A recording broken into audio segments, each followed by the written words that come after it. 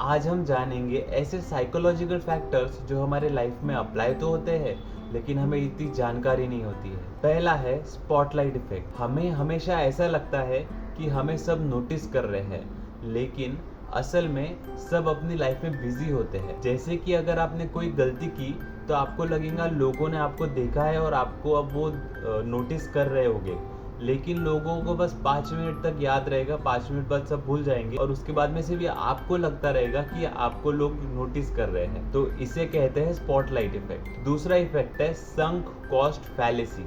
हम कुछ चीजें इसीलिए कंटिन्यू करते हैं क्योंकि हमने उसमें अपना टाइम, एफर्ट सब कुछ लगा चुके होते हैं, इसीलिए हम उससे पीछे नहीं आते हैं, हम उसे कंटिन्यू करते रहते हैं। जैसे कि कोई मूवी बोरिंग है लेकिन क्योंकि हमने 1 घंटा देख चुके हैं तो हम उसे कंप्लीट करके ही रहते हैं। इसी को कहते हैं संक कॉस्ट फैलेसी। तीसरा इफेक्ट है फेनमेन टेक्निक। जो चीज आपको समझ में नहीं आई है वो आपको सिंप्लीफाई करते नहीं आएंगी। इसको प्रैक्टिस करने के लिए आप ऐसे इमेजिन कीजिए कि आप एक बच्चे को, एक 10 साल के बच्चे को, आप कोई जो टॉपिक आपने लर्न किया है वो आप किसी को समझा रहे हो, तो अगर आप उसको सिंप्लीफाई में समझा पाए तो वो टॉपिक आपको समझ आया है।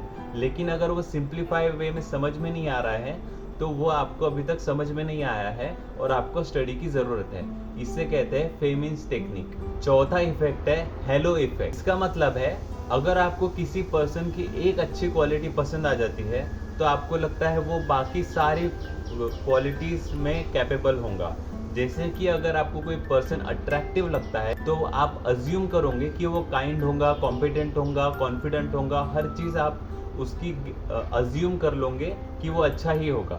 इसे कहते हैं हेलो इफेक्ट। पांचवा इफेक्ट है परेटो प्रिंसिपल। परेटो प्रिंसिपल के हिसाब से आप 80% ऑफ रिजल्ट्स 20% ऑफ एफर्ट से लेके आते हो। जैसे कि अगर आपको कोई लैंग्वेज सीखना है तो उसमें रोज 20 कॉमन वर्ड्स सीखना बेटर रहेगा, जबकि आप रेयर वर्ड्स जो कि बहुत ज़्यादा यूज़ नहीं होते हैं वो सीखे। इससे आपको वो लैंग्वेज में कमांड भी आएंगी। तो ये था परेटो प्रिंसिपल 80-20 रूल।